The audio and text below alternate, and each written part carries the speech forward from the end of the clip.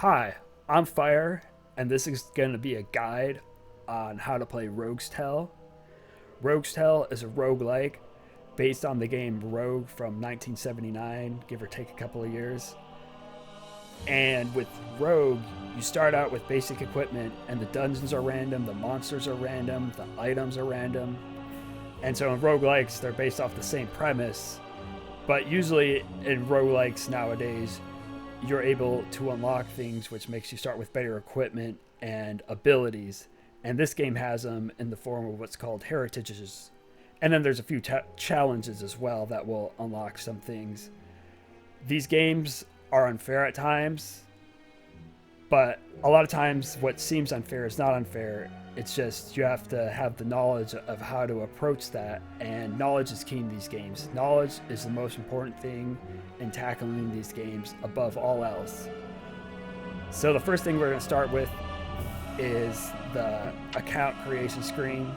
So you can either play offline, localhost, or on the epics.org server. And it's nice to play on the server because then you can talk with people. Sometimes there's no one online to talk to, but you can usually ask for help if you need it, and people are generally pretty friendly and stuff when you play online. The offline mode, if you make an account, you have to make a new account for the epics.org server, so be aware of that. And the heritages will also be not unlocked if you switch from either the epics.org server to offline or vice versa. So first off, you gotta do an account name, a password, and then create a new account, and then that will create your account. When you play online, you get to see who's the current king is, and then if you kill the king, people will see that you killed the king or queen. And so we're gonna get started with the character creation screen. All right, here we go. Here we have the character creation screen. I normally play as Steve Zor, but I'm on another account, so I'm going to play as Nabin, which is my other name I like to use. You can select your base color. I'm already set up as the color and hairstyle and hair color I like. You can't do any of the cloak style, cloak color, or select title yet until you do some stuff. But anyway, so I like playing as agility, so I start with 8 agility, 8 stamina. And then these are some of the heritages that you can unlock, and these will make you have starting equipment and a starting ability, but there's a lot more than that. So I'm not going to play on easy mode, which is please don't hurt me. I'm going to play on the regular mode. You can't unlock certain things if you play on easy mode. So I'm going to go over the user interface first, and first we're going to start with strength. Strength affects when you use large weapons. You don't get any bonus from agility if you're using a large weapon. It's with strength. And you also get the bonus with smaller weapons as well. But with agility, you get the bonus if you're either using a medium weapon with 2 hands or 2 small weapons, or a single small weapon. You get a 1.5 times damage multiplier when you're using a weapon two-handedly. Stamina is the most important stat in the game for any character. It increases your life. Depending on the level you are, you get 1 life per stamina. And as you level up, you get 2, then 3, up to 7 once you hit level 19. Charisma is really important for any build. You don't necessarily need to put points into charisma besides the 7 you'll have to get, but you'll want items that will increase your charisma. So this is your physical resistance, which is any physical damage, then fire, which is fire damage, cold, or frost as it's called, shock, resistance, which is the most important to be immune to, being immune to shock because it paralyzes you. Poison resist, and then disease resist. It's nice to get all these resistances up. You'll get some from armor, but you'll also get some from spells and then your jewelry and stuff like that. So up here is my name, my life bar, and then the actual number of life. And then the little blue dots are your energy, which you use for abilities or also for pushing things. Both stamina and charisma also give you spell modifiers. I'll get more into the modifiers in a second. We're going to look at your talents, which I don't have any of. You'll get your first talent point at level 3, and then spells, which we don't have to get much into yet. But spells are really important, especially the celestial spell tree. So here is the stuff you first start out with when you have none of the heritages. So you get some water, food, and then a dagger. Oh boy. Let's check out the heritages. So you basically have to do a challenge to unlock each one. If you put your mouse cursor over a specific one, you'll see what you have to do to unlock that. Most of them will make the game easier. There's a couple actually that don't unlock anything, like killing the boss Gurmer. But the 7th talent, that's like probably the best one in the game, but it's also one of the most difficult ones to unlock. The armor set, I think it's a really good one to making sure your runs don't stop in the very first room. The crafting ones are nice because then you can craft weapons, and as you unlock more of the heritages for them, you can unlock stronger weapons, so they'll be blessed, which allows you to do true enchants and gives them extra durability. The dog is very nice too. Once you unlock a lot of the heritages for it, your dog will get pretty strong. Let us check out our first dungeon. It's a shop floor. These guys are NPCs. They won't attack you unless you attack them first. This game is turn-based, so stuff moves when you move, and then if you're not moving, they do not move. Right off the bat here, I make a big mistake. I was thinking staffs are medium weapons, they're large weapons, which means the game will do my strength modifier, not my agility modifier. So instead of a +1 modifier for my rolls, I will get a -1 modifier. This game's based off of a 2d6 system, which means the computer rolls 2 6-sided dice, and generally you have to have a 7 without modifiers to hit something or succeed in a task. Now you can roll criticals, which you will always succeed, even if you would fail, which is rolling a 12, the max roll you can roll with 2d6. Or if you roll a 2, the minimum roll, you will critically fail, and this often has serious consequences. If you go up these stairs, this will take you to the town, which you can do various things. We're going to go to the trade menu, which has 7 tabs. The first tab is weapons. One weapon will always be enchanted. Second one's armor. The chest piece and the helmet, one of each will always be enchanted. Third one has shields, and one shield will always be enchanted. Charisma's very good enchantment to get. I'll buy that if we don't die this run. 4th tab's ammo. Hopefully we won't have to buy any. We're going to try to play it as an archer. 5th tab's jewelry and amulets and rings. 6th tab's potions, scrolls, wands, and books. If you look at the colors of the potions and scrolls, books and wands, and then the jewelry, both the amulets and the rings, the colors on all of them will be the same for a game you're in. They'll get re-rolled when you start a new game, but if you pay attention to that, you can figure out what an item is without even having to identify it, and so you'll know it's not one of the cursed like rings or amulets that binds to you. The last tab in the shop contains food. Now we're on our first floor that will have enemies probably. When it's not a shop floor, you want to search for traps. Shop floors never have traps. I searched 3 times.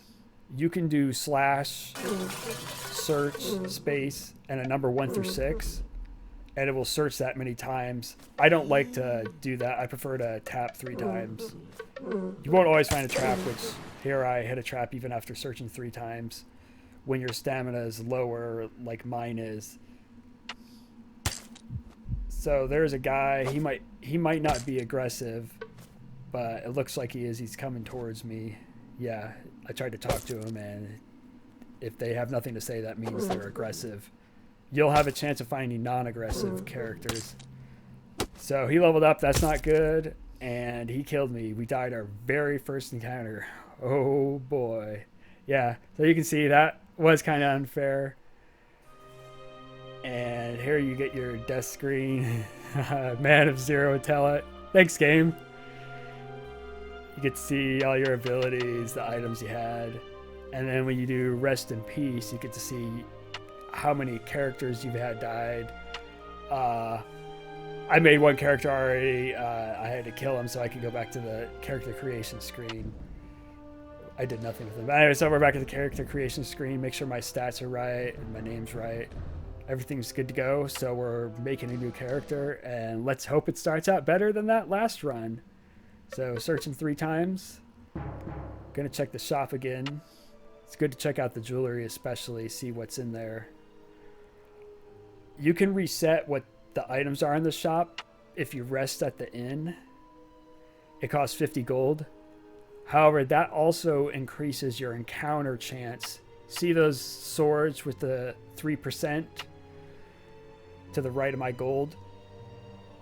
That goes up every time you sleep at the inn, up to a 58% chance.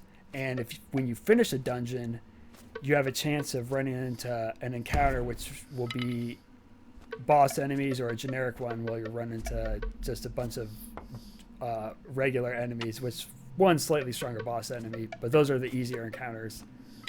The tough ones are the named encounters, which have bosses, and they're the most difficult battles in the game besides fighting the king or Gurmer or Nabin, the 3 main bosses in the game. So I leveled up, debating between stamina or agility. I'm going to go with agility. That way I get a +2 modifier to my attack rolls and a +3 modifier to my damage because I'm using a weapon two-handedly. So I'll kill stuff quicker, which is good because stuff will kill me very fast because I have 0 armor right now. So now I'm searching, tapping the S key, We're looking for traps. Fortunately, we're not landing on any traps. Everything's going good so far.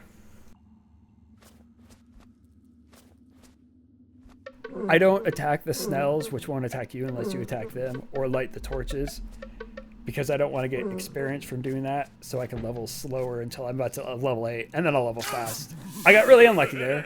I tried to pick mushroom, and you will have a chance of getting poisoned when you try to pick the mushrooms. They give you food and water when you eat them. So I used T to teleport back to town, and I need to get some money because I don't have an antidote potion. So I'm going to sell my food and water, and then I'm going to cure the deadly poison, which has a chance of doing damage every turn. I don't need to get rid of the silencing poison. That won't do anything. I now have to pick mushrooms to get my food and water because I have no food or water otherwise. And fortunately, I don't get poisoned again. And now I'm going to go in between these doors, because what happens until you unlock the mushroom heritage, where you have to get to level 20 without eating anything but mushrooms. The mushrooms confuse you, blind you, paralyze you, and put you to sleep. And so if you're confused, you'll accidentally attack enemies or go into traps, and so you want to make sure you're in between doors to avoid that. So snakes can poison you. Luckily, it's missing. I have 9 agility, which makes me harder to hit because I have 2 dodge now. And, ooh, chain armor. 2 pieces of chain mail. Nice. So that's very nice armor right off the bat. That, to my body, gives me 4 armor, 4 physical resistance, and then I get 2 to all my elemental resistances. So now I actually have some good armor. And we hit level 3, we get our first talent point. This will allow us to train at a training area. You have to find the things to train. I want to do archery, so my first thing I want to do is I want to train for aim shot. And that's another random thing in finding a target to train archery at. So hopefully we can find one in this first dungeon. For right now, we just gotta stay with our dagger. Hopefully we'll find a better weapon. And I gotta pick mushrooms to get my food and water. So you can push boulders here and you'll get 5 experience. And they're hard to push because I only have 6 strength. So we're going to do the mushroom eating dance here, which is extra fun. And now we go to the 3rd floor. There's a random amount of floors. The most I ever see is 7. And the least is you'll have 2 floors. The dungeon will never end on 1 floor. And fortunately, we get the orc. Gonna hill up. Always good to go to the previous floor if you can, because there might be more enemies, and this way you can safely hill by going to the previous floor and hilling up. I got an axe which does 1d6 damage. It also has crushing, which can have the physical resistance of an enemy when you attack. So if they have 4, you'll attack like they only have 2 physical resistance. The dagger that I started with, by the way, has piercing, which has a chance of piercing completely through the armor. So piercing is a nice attack modifier to have, but 1d6 damage is nice, and I'm using it with 2 hands, so I'll also get a 1.5 times damage modifier with it. We see Pear there talking, so if you want to talk to people when you're in online mode, you press the G key. That's also how you type in the commands. So you type in what you want, and then you press enter. I mainly use the numpad to move around on the keyboard. So like to move down, I push 2. And then if you want to straight attack something, you press the direction the enemy is in. So I press 2 to attack that dog. To move down and right, you press 3. To move straight up, you push 8, etc., etc. To hill, you press 5, and if you do control 5, you'll fully heal up any damage and your energy. You always heal energy first, and then you'll heal your hit points once your energy is fully replenished. To eat something, you either left click or go over the item and press enter. Your inventory is the E key. And equipping stuff, you either go over it with the keypad and press enter, or you press the left mouse as well as to unequip it, or you can drag and drop items to equip them, which is useful for the rings since there are 2 rings, and that way you can drag and drop them over. And I, like I said, mostly use the keyboard to move, but you kind of have to use the mouse some too. You can't totally play with the keyboard. So I fell in a hole here. Luckily, it's not a spiked hole. And I unequipped the armor because then it's easier to get out. I have low strength, and with the armor, I get a negative modifier as well, and so it gets really hard to get out of the holes. So that way, if you unequip the armor, even though you have it in your backpack, you'll still have an easier time getting out of the hole. I'm unequipping my helmet, which didn't help, and armor because they might have curses on it because I don't have them identified. The axe might have a curse too, so I can actually press W to switch to my secondary weapon, and then if that's equipped, I won't get the curse from that. So I have to spend money again, unfortunately, to remove another poison, which is pretty annoying. To sell items, you do control and then enter or the left mouse button. And I identified that ring because rings are useful. Unfortunately, I got a useless ring. It's not one of the cursed rings, which would be even worse because I couldn't sell it for any money, but it's the most useless non-cursed ring in the game. It doesn't sell for very much. I'm not going to sell it yet. I'm going to try to wait until I get my charisma up to 7,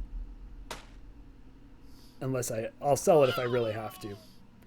But I'm dropping all my items that I don't really need or can't use yet. That way I have more inventory space because I have to go finish the dungeon, and this way I hopefully won't have to make extra trips to get all the items I want to get.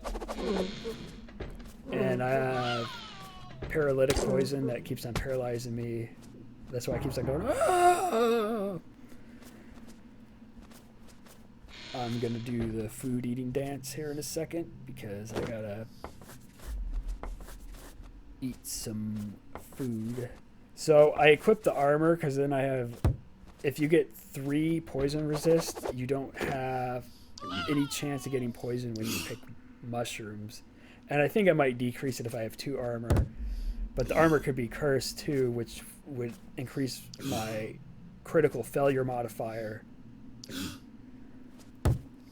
But yeah, since unfortunately I don't have any other way to recover my food and water, this is the only way I can eat. But I can work on the mushroom heritage since I haven't ate any food and water. So we'll see if I can get to level 20 in this second game and get the mushroom heritage, which I won't get any of the negative things when I eat the mushrooms, like the paralyze or the confusion. So my weapon got damaged there.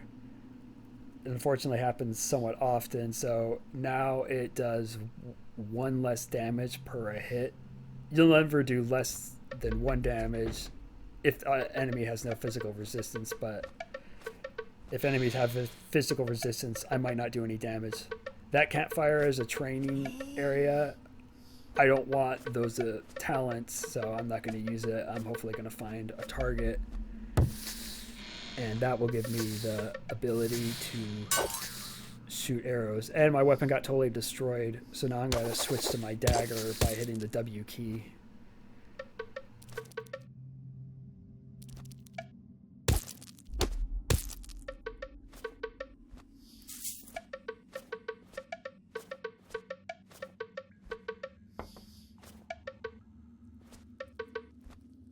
If you see unbreakable granite walls, you know there can't be a hidden door there that you can find through pressing the S key like you do for searching for traps. You know the map doesn't go any more in that direction, and so I know there's not going to be any hidden rooms to the right, so I don't have to bother looking at any of the walls. Time now to do more shrooms. That's not enough yet. Not seeing enough colors. Not tasting the colors or the noises. Or smelling the sights. There we go. Now we're tripping good. Yeah.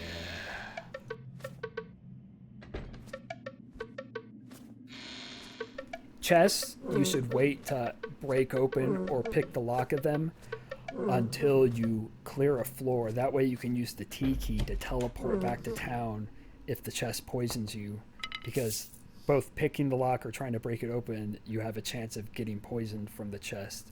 Since agility is my high stat, I used picking the lock, which you either right click or control and push the direction of. I found a closed leather helmet, which I'm going to use over the plate cap, even though the plate cap has 1 more physical resist on it. A closed helmet will have the confusion if an enemy gets a critical hit on you, because if they get a critical hit on you, they will confuse you, and this way you'll generally only be confused a turn or 2. So that is why I chose to use this over the plate cap with a higher defense for the decrease in confusion.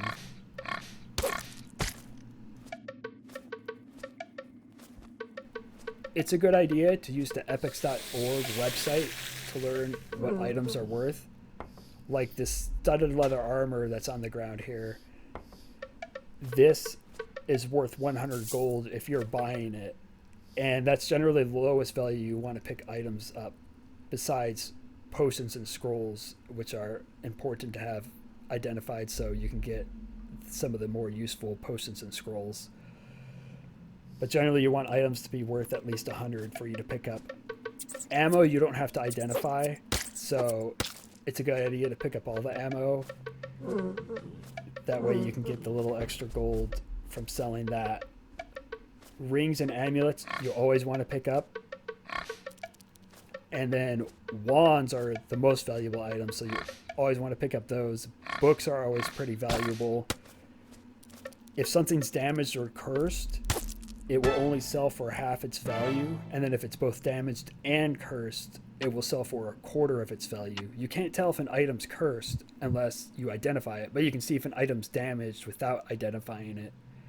So generally, you shouldn't pick up damaged items unless they're like plate armor, which is worth 200. I took stamina for my next level, which increased my life by 3 and then gave me 1 more energy point. There's a heritage called the Heroes of Hallwood that if you look at the graves, which you can either right click or control and press the direction of the grave, if you see graves with the names that are on this list, you'll mark them off, or you'll also get it if you break a grave and you see the undead of that type. If you get them all, you'll get 1 physical resistance, which is very nice permanently. So I'll have an extra physical resistance. Blade Fairy Eyes, just checking out. That's another starting ability I like. I might consider taking that over. Great. Poisoned again. I might consider taking Blade Fury over Aim Shot if I don't find a target in this dungeon. Because I don't have a disabling poison like paralytic poison or confusing poison, I'm going to try resting. Unfortunately, my food and water isn't satiated, so I can't heal up. But I was able to pass time without having to go back to town, spend more gold on carrying a poison. You're unable to heal your life if you aren't satiated in either food or water. So that's why it's important that's why I try to eat every floor. So I'm checking out this grave. I forgot to check out the other graves. I don't always break the graves. The less strength you have, the harder it is to break a grave. So I don't always try to break them. The more you bump into a grave, the higher chance you have of an undead popping out. And because I'm not very strong yet, I don't want undead popping out, so I'm not going to try breaking the grave too much. I'm just going to kill the Snell and eat here. Hopefully there's no traps. It's a little bit slightly risky to do this in a room like this because you can miss the traps. But I was A-okay, and so now we can continue on with this floor.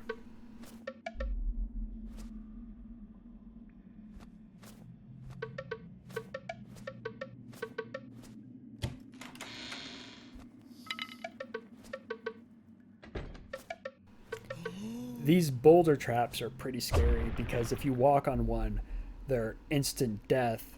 Oh yeah, you get 5 experience if you disable a trap, but they're instant death if you don't roll your reflex save. I've only ever lost 1 level 20 character from a boulder trap, which is pretty rare because at level 20, generally you'll have a stat that's 12, and that means your reflex save will only fail if you roll a 2, so it's on a critical failure. So it's pretty rare to die from them at higher level, but they're still scary nonetheless. So now my dagger got damaged. I'm really hoping I find another weapon, because if I have to go barehanded, I'm probably going to die. Oh good, another weapon. Yay. Flail's pretty nice. It has crushing and flailing. Flailing will null the bonus from shields sometimes, so they're a pretty nice weapon to have, and it's not damaged, which is good. It could still be cursed, but it's not damaged, so now I got a pretty decent weapon. I need to get a ranged weapon, a bow, so I can use arrows, but at least now we're doing pretty good with armor and weapons. Getting back to traps, there's an amulet that makes you immune to all types of traps except magic traps. A ghost form amulet will make you immune to even the boulder traps. And they're nice to have. That way, if there's a spike pit trap in the middle of a hallway, and that's your only way to continue on in the dungeon, it's good to have a ghost form amulet. That way you can just run over the spike trap and take 0 damage. But they're also risky to wear all the time because they double your damage you take from fire and magic. So I only wear them situationally, but I always keep one if I find one. If you find a blessed one, it doesn't have the negative effect, only the positive effect. So then you can wear one of the blessed ghost form amulets all the time. It's one of the best amulets to have in the game.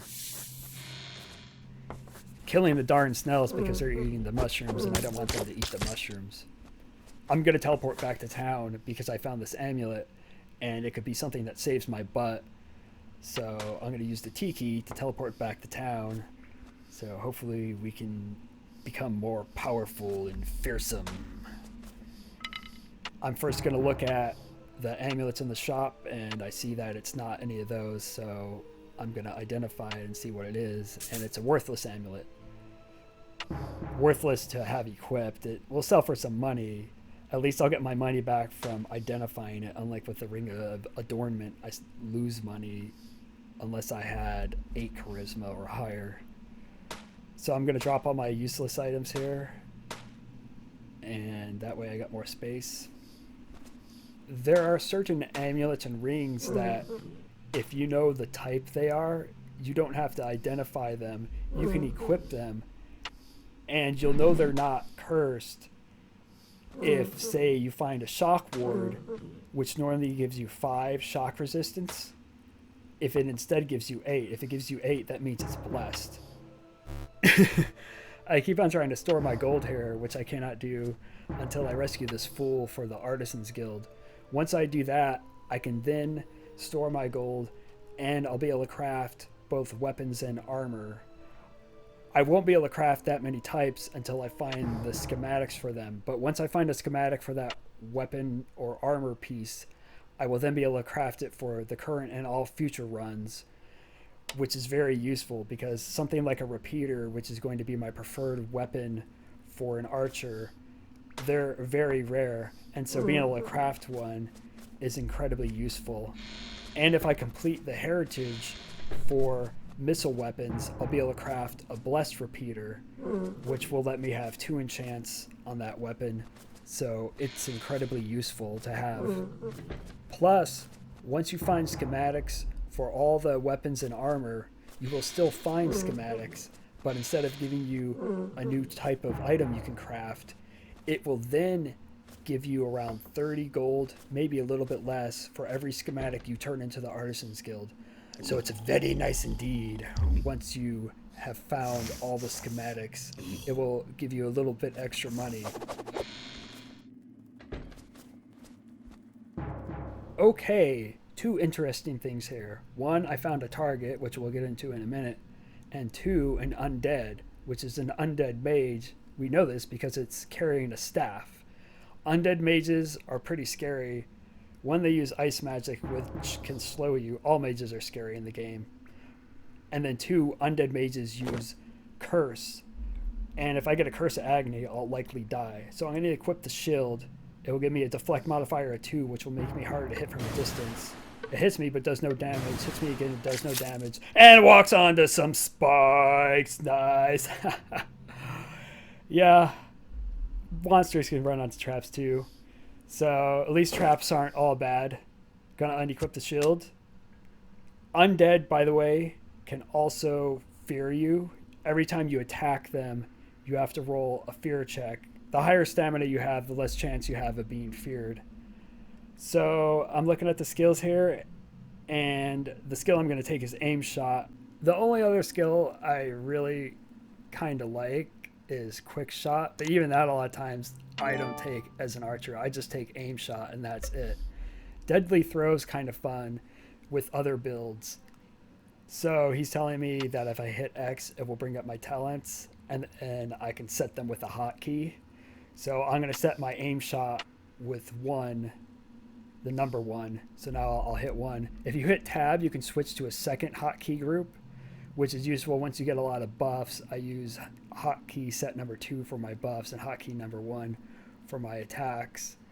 If you hit Control plus G on your keyboard, it will show only the chat. So when you're playing online mode, that's useful to see all the chat. And then you can hold shift and then use the arrow keys to scroll up on either the chat, or if you just want to see your messages from combat and stuff like that.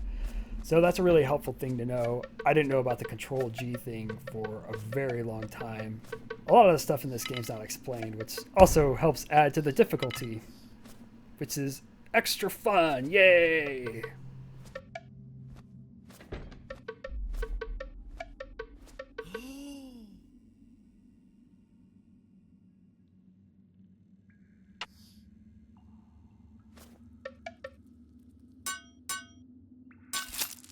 Spike traps have a pretty high difficulty to disarm them, and I have 9 agility, so I don't have a bad agility modifier. So they're really hard to disarm if you're playing a warrior or a mage. I closed the doors, by the way, so the enemies wouldn't pop through because I don't know what's on them, and enemies might come around a corner and then they'll start attacking you. This way I don't get attacked from behind. So I got 5 experience for pushing that boulder.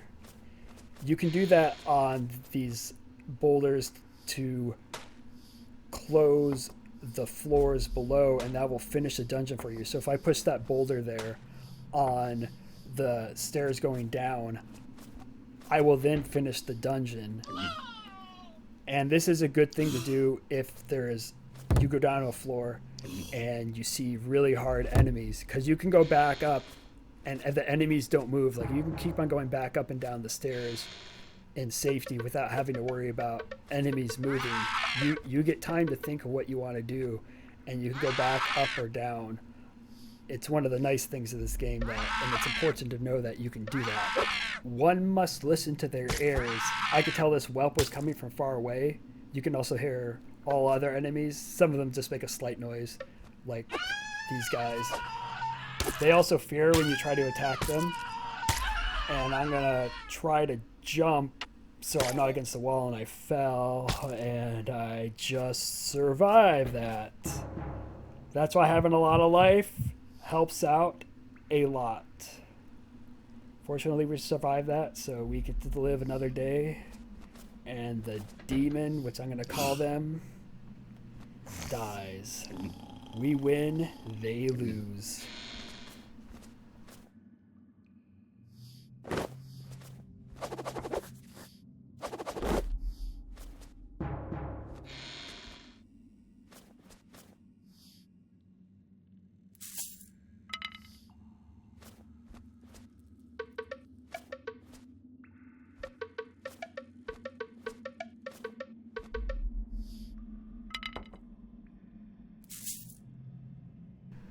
We got us a bow now.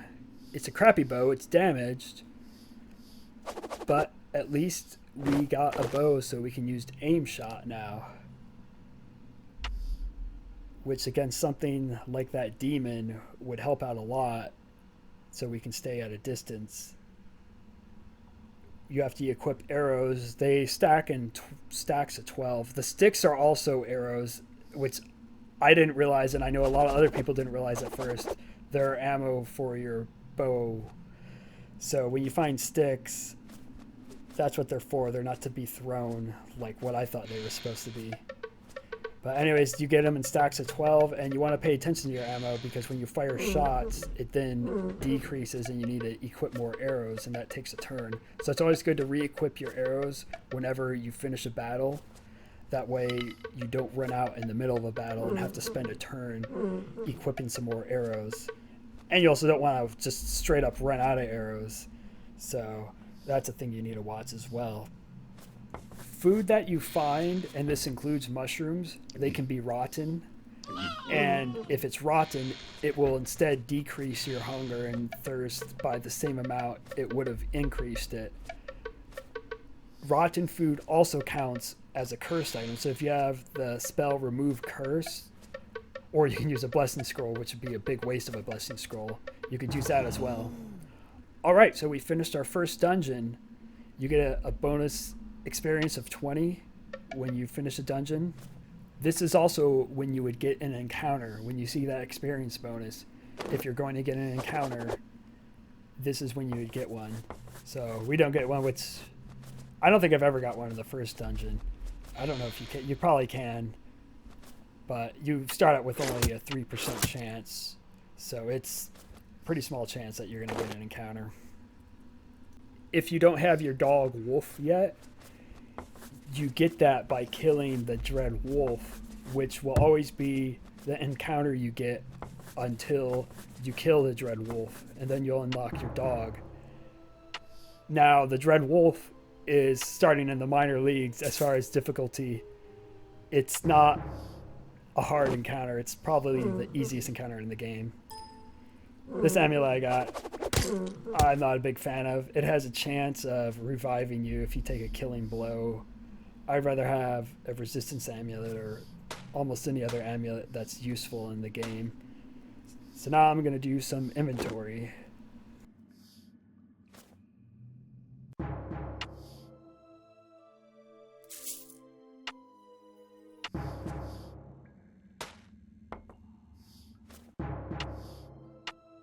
Looking here at the potions, I see I have a yellow one of the same shape and size.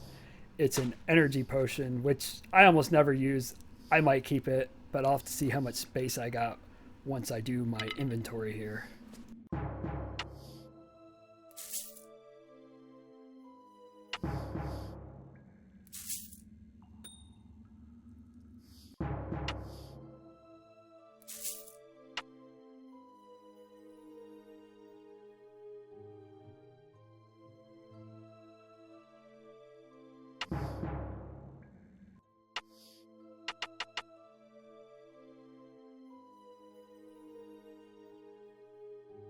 I'm going to buy this recurve here. That way I'll have a better bow. It will give me 2 extra damage compared to the damaged bow I got. And plus I don't know if the bow I have is cursed, so at least with the recurve, I know it's not cursed. I also like to make sure I have 20 gold to be able to identify something, so that's what I'm checking. So I'm going to sell my Amulet of Yendor, even though I would have liked to have waited until I got 7 charisma, which I'll get at level 8.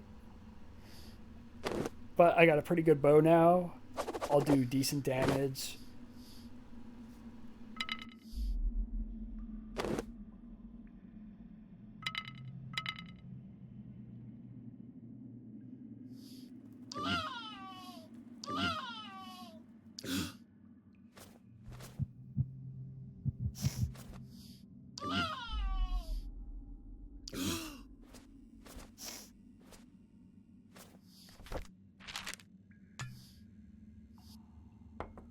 I tend to carry probably more crap than I need to. That's just how I like to play these games. I like to pick up everything and spend time organizing them over worrying, oh, why didn't I save that item? It would have saved me now. So usually I just carry too much crap and I'm overloaded all the time. So I'm going to take this energy potion. I don't know the quality of it, but we're going to save it. And I'll carry it with me in case I need some energy, because actually it would be useful at this point. So now to reset the dungeon, you go to reset the dungeon, and you have to type reset in capital letters. That's our first full dungeon. Stay tuned for part 2.